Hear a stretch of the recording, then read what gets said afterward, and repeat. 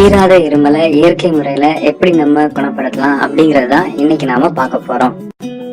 நுரையீரல்ல கிருமிகள் தொற்று, மாசுபட்ட காற்று, அப்புறம் தூசு எல்லாம் தாக்கும் போது நுரையீரல் எதிர்ப்பை காட்டும்.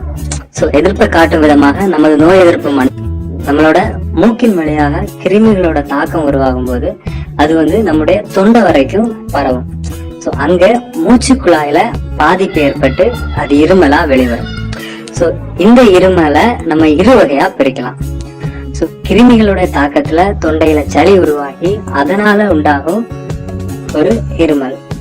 இத நம்ம சரியா கவனிக்காத போது நுரையீரலுக்கு பரவி மூச்சிறைப்பு, ஆஸ்துமா, அப்படி பல பிரச்சனை உண்டாகும். இன்னொரு வகையை பார்த்தாச்சுன்னா அது அலர்ஜினால உண்டாகிறது. தூசு, ரசாயனம் மற்றும் பல விதமான காரணங்களால் அலர்ஜி ஓவாத வறட்டு இருமலை நமக்கு கொடுக்கும். இப்படி ரெண்டு வகையா இருமலை பிரிக்கலாம். இருமல் உடனடியாக நிக்கணும் அப்படின்னா எந்த மாயமந்திரமும் நம்ம பண்ண முடியாது. நாம உடலுக்குள் உள்ள நோய் எதிர்ப்பு சக்தி பலப்பட்டு கிருமிகள் அழியணும். அப்பதான் இந்த இருமலும் நிக்கும்.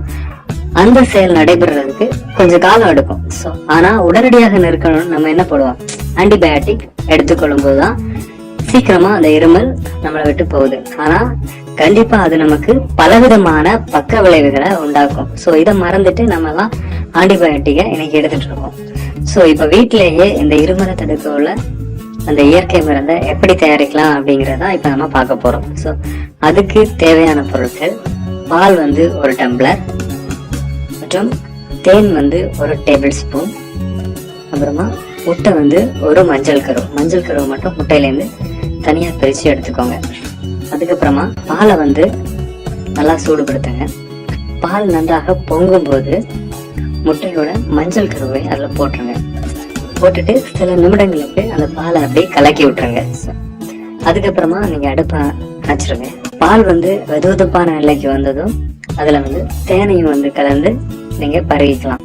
தினமும் இரவு இரவு உணவு முடிஞ்ச உடனே இதை நீங்க பண்ணி இந்த பாலை குடிக்கணும். இதை நீங்க பண்ணி குடிச்சிட்டு வந்தீங்கன்னா இது விரைவிலேயே உங்களுக்கு பயனளிக்கும்.